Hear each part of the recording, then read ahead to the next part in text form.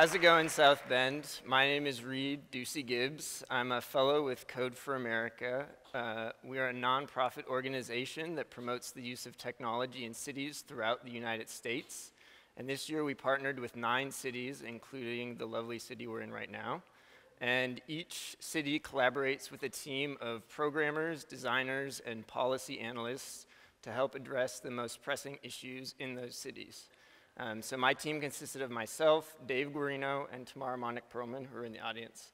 And we were brought here by the mayor and a number of community sponsors. And when we arrived, the mayor gave us the following charge: help take care of basics, use data-driven processes, and promote innovation and transparency.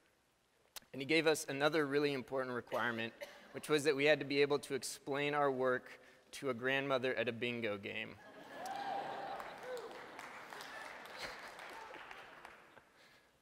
And so when we first arrived in February, the Vacant and Abandoned Property Initiative had just been launched, and it was immediately apparent to us that this issue was really important to the city, and it became a focal point of our work.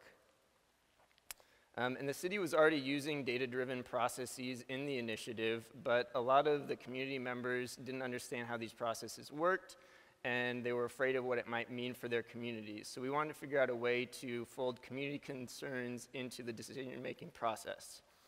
And this was important because a lot of the vacant and abandoned properties were located in active communities where the neighbors had a stake in what happened. And so we really needed to get out and visit with the neighbors and see what they were saying. So we went to a number of neighborhood organizations and met with neighbors. For example, in the Monroe Park neighborhood, people were already talking about these issues and annotating lists that the city had given them, and we wanted to scale this practice up. We also wanted to make sure that what we were making was accessible to everyone. Web applications and text services can actually be barriers to engagement rather than catalysts for a lot of people, like that grandmother. And as it turns out, telephones were the easiest way to make sure everyone was able to participate. The internet and smartphones and text services are all on the rise, but we wanted to design for the here and now. So we created City Voice, which is a place-based call-in system for collecting community feedback.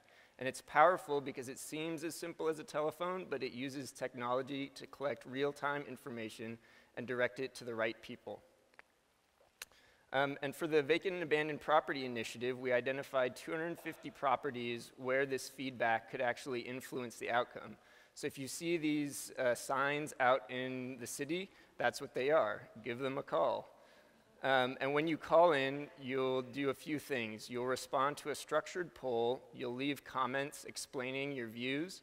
You'll be able to listen to other people's comments. And finally, you'll be able to leave the city your contact information should they want to follow up with you.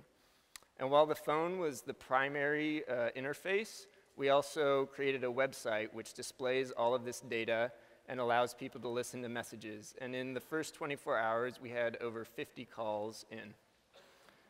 And City Voice has had an impact in a number of ways. First, it started conversations between neighbors about what they want to see in their communities. We've noticed that people will even call in, go talk to their neighbors, and then come back having changed their mind based on that conversation. Second, it informs the city's recommendations.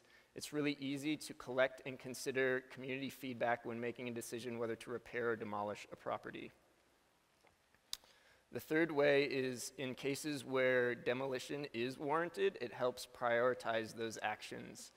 So the city can use its resources in the best way possible, removing properties that citizens really want to see gone. And the fourth way is when people want to actually rehab properties, it helps make connections, putting people in touch with resources and information that can help them acquire and repair properties. But above all, it reminds us of the power of the human voice for communication. Hearing someone is a simple, effective, and human way to understand the story behind every bit of data, allowing people to hear and be heard.